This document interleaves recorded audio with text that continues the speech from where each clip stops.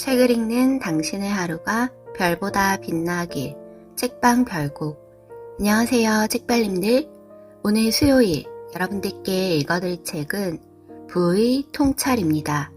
돈의 규칙을 꿰뚫어 찾아낸 5단계 부의 열쇠. 저자 부아씨, 출판사 황금부엉이. 시작하기 전 구독과 좋아요를 해주신 모든 구독자님 분들께 행운이 눈덩이처럼 굴러들어오길 바랍니다. 그럼 시작할게요. 세상에서 가장 무서운 지옥은 무엇일까? 내가 생각하는 가장 무서운 지옥은 견딜만한 지옥이다. 상황은 조금씩 나빠지고 있는데 견딜 만큼만 힘들어서 탈출할 생각을 하지 못하게 만든다. 나에게는 직장 생활이 그랬다. 직장 생활을 시작하면 처음에는 모든 것이 낯설다. 회사의 문화와 규칙, 복잡한 인간관계에 적응하는 것이 어렵다. 많은 것이 부조리하고 불합리해 보이고 다양한 이해관계가 충돌하는 곳에서 자신의 주관을 유지하기도 쉽지 않다. 하지만 어느 순간 익숙해지면 직장 생활이 점점 할만해지기 시작한다. 인간은 적응하는 동물이기 때문이다. 문제는 이때부터 발생한다. 스스로를 설득하고 합리화하기 시작하는 것이다. 이 정도는 괜찮지 않아? 다들 이렇게 사는 것 아니야? 자신의 모든 것을 회사에 맞추기 시작하고 사생활을 조금씩 포기하면서 회사는 점점 자신의 전부가 되어간다. 회사를 그만두고 싶은 시기는 주기적으로 찾아온다. 하지만 그 고비를 잘 넘기고 나면 다시 견딜만 해진다. 나에게는 그러한 슬럼프 혹은 현실 자각이 3년마다 찾아왔다. 3년, 6년, 9년, 12년 차의 방황을 견디고 나면 다시 무덤덤해졌다. 이런 사이클이 반복되다 보니 상황이 나빠지더라도 견딜 수 있게 됐다. 통증에 익숙해지면 아픈지도 모르듯 부조리에 익숙해지면 부조리한지도 모르게 된다. 그러다가 직장 생활을 도저히 견디지 못하는 순간이 오거나 갑자기 직장에서 나가라고 한다면 이런 생각이 들게 된다. 그동안 오로지 돈을 벌기 위해 회사에 다닌 것이었구나. 내가 돈이 있었다면 지금까지 회사에 얽매여 있지 않았을 텐데. 회사 임원들은 성공의 상징처럼 보였는데 그들도 우리처럼 돈 때문에 직장을 다닌 직장인이었을 뿐이구나. 아직 직장을 그만둘 아무런 준비가 되어 있지 않은 상태라면 현재가 그저 견딜만 해서 움직이고 있지 않은 것일지도 모른다. 하지만 상황은 어느 순간 갑자기 견디기 힘든 상황으로 변할 수도 있다. 나는 여러 번 그런 상황에 맞닥뜨렸고 도저히 견딜 수 없는 순간이 되어서야 움직이기 시작했다. 다행히 그렇게 늦지 않은 시점이었다. 나는 그 순간을 만난 것을 인생 최고의 행운이라고 생각한다. 직장은 돈을 벌기 위한 여러 가지 수단 중의 하나일 뿐이다. 하지만 아직도 직장을 돈을 벌 수 있는 유일한 수단이라고 생각하는 사람들이 많다. 투자를 하든 사업을 하든 부업을 하든 블로그를 쓰든 우리에게 주어진 수많은 옵션들이 있는데 말이다. 지금 당신이 견딜 만한 상황에 있다고 절대 안주해서는 안 된다. 상황은 아주 조금씩 나빠지기 때문이다. 평소에 회사를 그만둘 수 있는 준비를 하지 않은 사람은 나중에 하루라도 더 회사를 다니기 위해 노력하게 된다. 나는 흙수저라고 할 수 있다. 부모님에게 충분한 사랑을 받고 자랐지만 경제적인 도움은 거의 받지 못했다. 그런 내가 성공할 유일한 방법은 좋은 회사에 들어가서 임원이 되는 것이라고 생각했다. 대학을 졸업할 당시 나는 글로벌 회사에서 인재가 되는 방법에 대한 책을 주로 읽었다. 지금은 제목이 생각나지 않지만 토종 한국인으로 글로벌 기업의 본사에서 임원이 된 어떤 분의 책을 보고 가슴이 뛰었다. 나도 그와 같이 되고 싶었다. 하지만 해외에 지원할 정도의 영어 실력을 가지고 있지 않았다. 그래서 한국에 지사가 있는 누구나 알만한 100여 개의 외국계 회사에 이력서를 보냈다. 5군데에서 면접을 보고 3개 회사에 합격했다. 그중 가장 유명한 회사를 선택해서 지금까지 15년 동안 근무를 했다. 당시에는 대단한 회사에 들어갔다는 사실에 날아갈 듯이 기뻤다. 입사한 지 몇 년 되지 않아 전략기획실과 같은 핵심 부서로 발령을 받았다. 세상을 다 가진 것 같았다. 부사장, 전무 등 중역들 대부분이 거친 부서였으니 엘리트 코스를 밟는 것이나 다름없었다. 괜히 어깨에 힘이 들어갔고 회사와 상사에 대한 충성심은 이루 말할 수 없이 커졌다. 그 후 2년간 정말 미친 듯이 일했다. 주말까지 포함한 매일이 일하는 시간이었다. 하루에 4시간도 제대로 못 자는 생활이 6개월 동안 이어지기도 했다. 지하철, 회사 화장실, 심지어 회식 자리에서도 모자란 잠을 보충했다. 침대에 누워있는 시간은 5시간에서 6시간 정도였지만 그날 끝내지 못한 일, 낮에 했던 실수들, 내일 해야 할 일들이 끊임없이 머릿속에 떠올라 도저히 잠을 잘 수가 없었다. 핵심 부서였기 때문에 사장, 부사장, 파트너 회사와의 미팅과 출장 및 저녁 자리도 많았다. 술을 마시지 않는 날보다 마시는 날들이 훨씬 많았다. 노예 생활과 무엇이 다른지 알 수가 없다. 취미 생활은커녕 갓 태어난 아이와 함께하는 시간도 낼 수 없었다. 아내에게 몇 년만 기다려달라고 했지만 그렇게 말하는 순간에도 시간이 지난다고 상황이 나아질 거라는 확신은 들지 않았다. 한마디로 나란 인간은 존재하지 않고 회사의 부속품만 남은 것이다. 그렇다고 그전보다 연봉이 높은 것도 아니었다. 열심히 일하면 좋은 인사 고가를 받아 승진에 도움이 되고 임원이 될 수 있다는 희미한 희망만 있을 뿐이었다. 언제부터였을까? 잠자리에 들어도 잠이 안 와서 해외 이민이나 1년 살기에 대해 찾기 시작했다. 새로운 생활에 대한 희망을 안고 시작했지만 경제적인 이유와 용기 부족 등으로 실망하는 생활을 반복했다. 그렇게 현실 도피의 상상을 하면서 많은 시간을 보냈다. 현실을 자각한 결정적인 계기는 허리 디스크였다. 허리 디스크로 2번이나 입원을 했다. 첫 번째도 힘들었지만 2번째는 지옥이었다.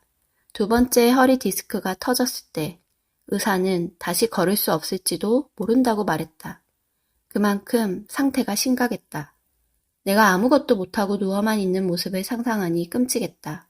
아내와 2 아들에게 줄 수 있는 게 하나도 없다는 사실에 망연자실해졌다. 통장에는 100만 원도 남아있지 않았다. 혹시라도 다른 통장이 있는지 찾아보기도 했다.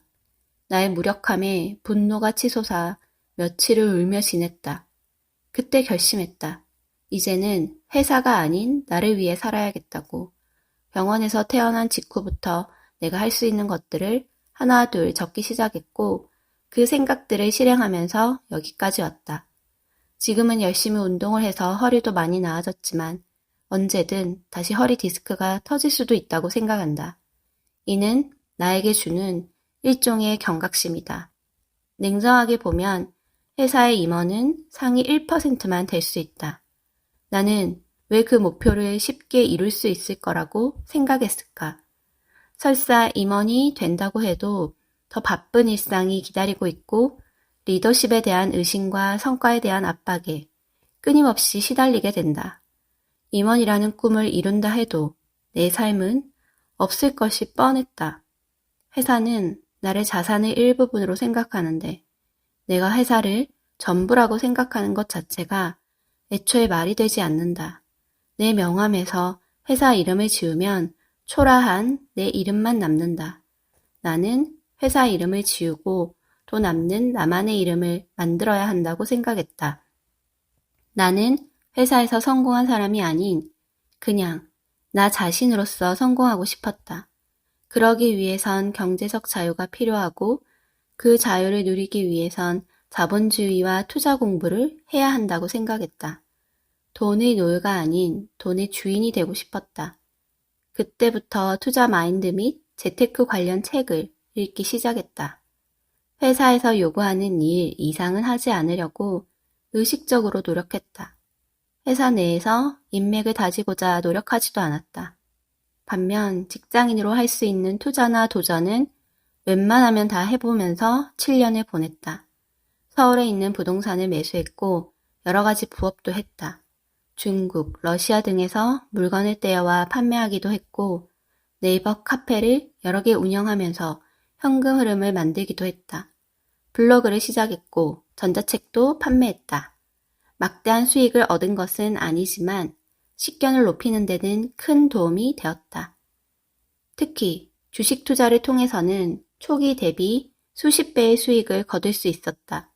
입사 초기부터 자사주 등을 통한 장기 투자 습관을 15년 동안 유지했다. 처음 투자한 시점 대비하여 자사주에서 7년 동안 300%, 애플에서 7년 동안 700% 수익을 거두었다. 지금은 테슬라에 집중 투자를 하고 있으며 2년 동안 150%의 수익을 거두고 있다. 이렇게 모은 자산은 직장에서 평생을 일해서 벌 수 있는 돈의 규모를 넘어섰다. 지금은 몸도 마음도 전혀 아프지 않다. 지금은 회사를 잠시 쉬면서 가족들과 함께 캐나다에서 지내고 있다. 이곳에서 얼마나 오래 머물지 모르겠지만 우리 가족에게 재충전을 위한 충분한 시간을 주려고 한다. 지금 나는 인생에서 가장 행복한 순간을 살고 있다. 명심해야 한다. 자본주의는 빈곤에 대한 두려움을 느끼게 해서 노동하게 만드는 시스템이다. 빈곤에서 벗어나지 못한다면 우리는 평생 일해야 한다. 하지만 두려워하지 말자.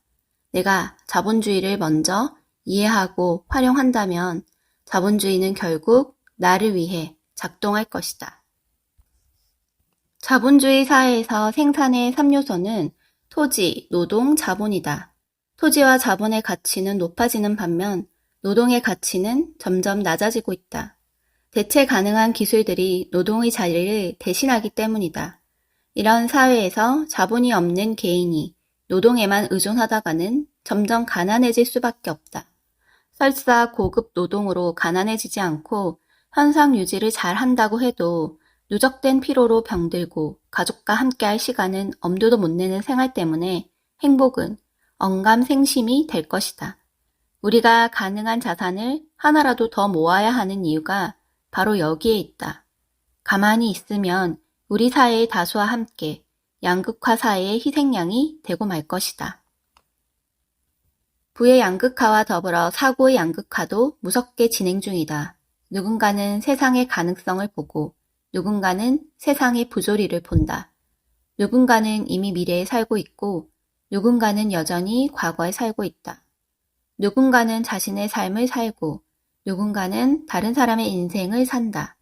누군가는 부동산 투자 정보를 찾기 위해 카페, 단톡방, 텔레그램 등에서 정보를 수집하고 법원 경매를 다니고 부동산 임장을 하고 부동산을 모아 다주택자의 길을 걷는다. 누군가는 부동산 폭락 유튜브를 시청하고 하락을 외치는 단톡방과 텔레그램에 호응하며 부동산이 폭락할 수밖에 없는 의견에 동조하며 정보 배포자들을 후원한다.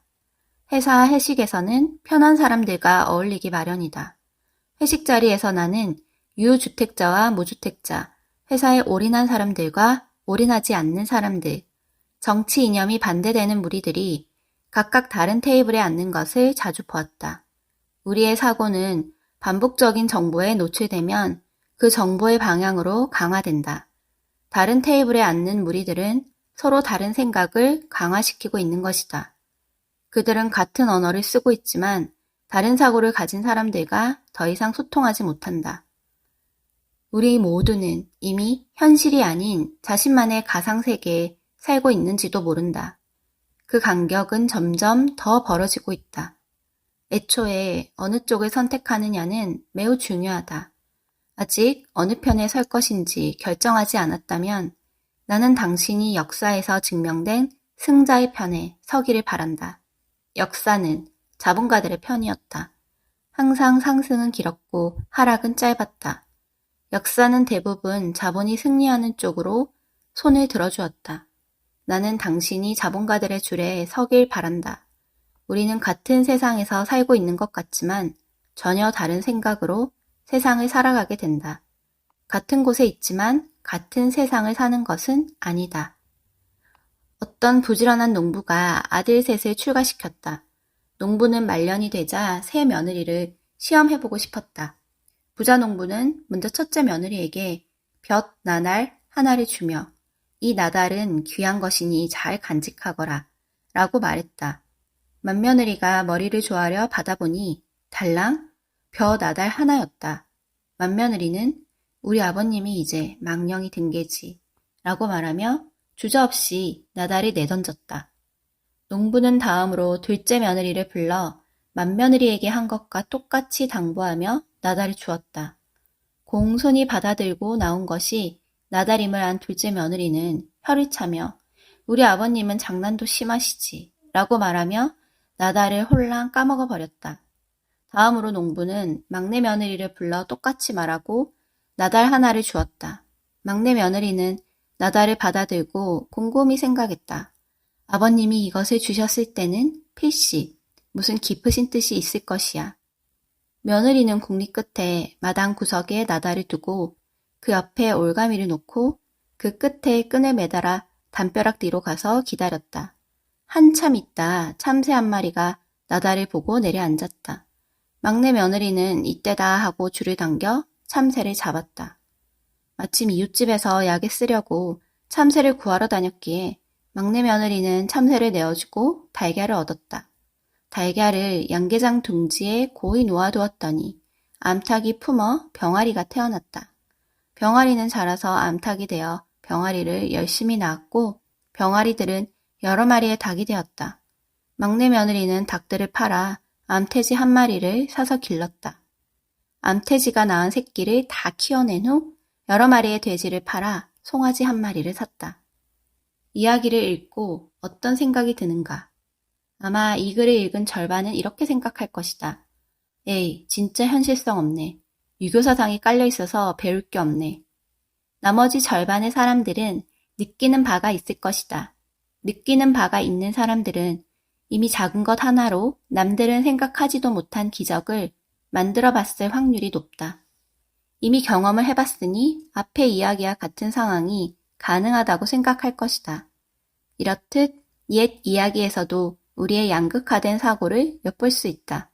배경에 깔린 유교 사상 이야기 때문에 이야기가 거슬린다면 구성을 살짝 바꿔볼까? 농부가 신이고 나달이 기회라고 생각해보자. 누군가는 기회를 못 보고 던져버리고 누군가는 그 기회를 인생 최고의 행운으로 만들 것이다. 우리 인생도 이와 크게 다르지 않다. 직장에서도 비슷한 경우를 많이 볼 수 있다. 한 회사에 비슷한 능력을 가진 두 명의 사원이 있다. 입사일, 월급, 근무 조건이 모두 같다. 10에서 15년 후 한 명은 마이너스 통장을 끼고 있었고 한 명은 수십억의 자산가가 되었다. 이는 충분히 가능한 상황이다. 실제로 나는 직장 생활을 통해 자산가가 되었다. 그래서 두 사람 사이에서 왜 이렇게 큰 차이가 발생하게 됐는지 잘 안다. 두 사람의 결과는 아주 작은 마인드의 차이에서 시작됐다. 자본주의는 빈곤에 대한 두려움을 주어 노동하게 만드는 시스템이다. 빈곤의 두려움에 대해 첫 번째 그룹은 소비로 대응하고 두 번째 그룹은 투자로 대응한다. 우리는 두 번째 그룹이 되어야 한다. 안티프레질. 나는 안티프레질의 개념을 매우 중요하게 생각한다. 안티프레질은 예상치 못한 충격이 닥쳤을 때 손실보다 이득이 커지는 상황을 만드는 것을 의미한다. 월스트리트 투자 전문가인 나심 탈레브가 쓴 책 안티프레질에서 소개한 핵심 개념이다. 그는 책에서 다음과 같은 안티프레질의 예를 들었다. 과거에 타이타닉호가 침몰하지 않았다면 계속해서 그와 같이 큰 선박을 안일하게 건조해서 더 큰 재앙이 닥쳤을 것이다. 후쿠시마 원전 사고도 원자로의 문제점을 깨닫게 해주어 더 심각한 재앙을 통제하게 해주었다. 이처럼 모든 불운은 인간에게 교훈이 되어 더 큰 불운을 막을 수 있는 계기가 된다. 손실보다 이득을 떠올리는 자세. 쉽게 생각하면 이렇다. 큰 병이 생겨서 입원을 했다고 하자. 자신의 병에 좌절하고 힘들어한다면 손실만 키우는 것이다. 이번 경험을 기회 삼아 다시는 아프지 않게 자기 몸을 관리해서 평생을 건강하게 살아가고 이런 경험을 주변과 나누는 사람이 된다면 아팠던 경험이 나를 위해 안티프레질한 것이다. 이 개념은 당신이 살면서 반드시 가져야 할 삶의 자세이다. 과거에는 불량만두나 김치 파동 등의 문제가 크게 터지면 한동안 만두와 김치를 소비하지 않았다. 하지만 해당 제품들은 그런 이슈 직후 가장 안전한 시기로 들어간다고 볼 수 있다. 전국의 모든 생산업자들과 음식점 업주들이 불량 이슈에 대해서 민감하게 대응할 수밖에 없는 시기이기 때문이다. 안티프레질의 개념을 잘 이해한다면 대한민국에서 김치가 가장 안전한 때는 김치파동 직후라는 것을 알 수 있다. 반대로 생각하면 안정은 오히려 리스크 축적을 의미한다. 프로젝트별로 계약해서 먹고 살아가는 프리랜서는 소득이 불안정하지만 작은 변화에 끊임없이 노출되었기 때문에 웬만한 위기는 극복할 수 있을 것이다. 하지만 월급을 받으며 안정적으로 살던 회사원은 조직에서 쫓겨나는 순간 추락할 수 있다. 이처럼 안정적인 포지션을 계속 추구하면 실제로 위험해질 수 있다. 반면 변화에 자신을 노출하면 그 순간은 괴로워도 실제로는 더 안전해질 수 있다. 매일 안티프레질 하고 있는 사람과 안정 속에서 살고 있는 사람과의 격차는 시간이 흐를수록 더 벌어질 것이다. 이 세상에서 가장 안전한 것은 아무것도 하지 않는 것이라고 말하는 사람들이 있다. 한때 이불 밖은 위험하다는 짤이 유행하기도 했다. 부동산과 주식에서 손해를 본 사람들은 투자는 위험하기 때문에 하지 말라고 조언한다. 부동산과 주식은 도박이라고 생각하기도 한다. 사회초년생 시절 나의 부모님도 주식과 부동산은 평생 하지 말라고 했다. 아울러 직장을 오래 다니는 것을 중요하고 안전하다며 항상 직장 상사와 동료들에게 잘해야 한다고 했다. 맞는 말이다. 하지만 직장을 오래 다니는 것이 안전한 것인지에 대해 생각해 볼 필요는 있다. 부모님 세대와 달리 평생 직장이라는 개념은 점점 희미해지고 있기 때문이다. 내가 다니고 있는 직장의 많은 부장님들은 40대 중반에 은퇴를 했다. 퇴직금과 위로금 몇 억을 받고 퇴사하지만 사실 그 돈은 몇 년이면 사라지게 된다. 은퇴 후 40년 이상을 더 살아야 하는데 직장 생활만 하던 사람이 그 기나긴 시간을 어떻게 보낼 수 있을까? 대부분의 부장님들은 퇴사쯤에서야 급하게 무엇인가를 준비했지만 3년도 되지 않아 가진 돈을 잃고 말았다. 투자도 마찬가지다. 아무것도 하지 않으면 그냥 도태된다. 가중되는 인플레이션에 내가 가진 돈의 가치도 변화하는 세월 속에서 내 노동의 가치도 매일 녹아내리고 있다. 많은 사람들은 녹아내리는 돈과 노동의 가치는 인식하지 못하면서 부동산과 물가만 오른다며 나라와 정치와 세상을 원망하면서 살고 있다. 이 세상에서 가장 안전한 것은 시대에 맞는 새로운 방식을 익히고 배우는 것이다. 그것이 가장 안전하다. 모든 배움은 이론으로도 배우고 실전으로도 배워야 한다. 실전에서 깨지면서 배우는 경우가 많은데 하루라도 어릴 때 깨지는 것이 좋다. 나중에 몇 억, 몇 천만 원으로 깨질 것을 지금은 몇십만, 몇백만 원으로 깨지고 배울 수 있다. 이것이 진정한 안티프레질이다. 세상에서 가장 위험한 삶은 위험을 모르는 삶이다. 그래서 어릴 때부터 자본주의를 정면으로 부딪혀 경험해온 사람이 가장 안전하다고 할 수 있다. 사람은 도전을 통해 자신을 안티프레질 해야 한다. 도전을 외면하면서 편안한 길만 선택한 사람이 결국은 가장 위험한 삶을 살게 된다. 여기까지 오디오북 잘 들으셨나요? 더 자세한 내용은 책을 구매해서 읽어보시기 바랍니다. 그럼 행복한 저녁 시간 보내고 다음 영상은 금요일이에요. 금요일에 만나요. 감사합니다.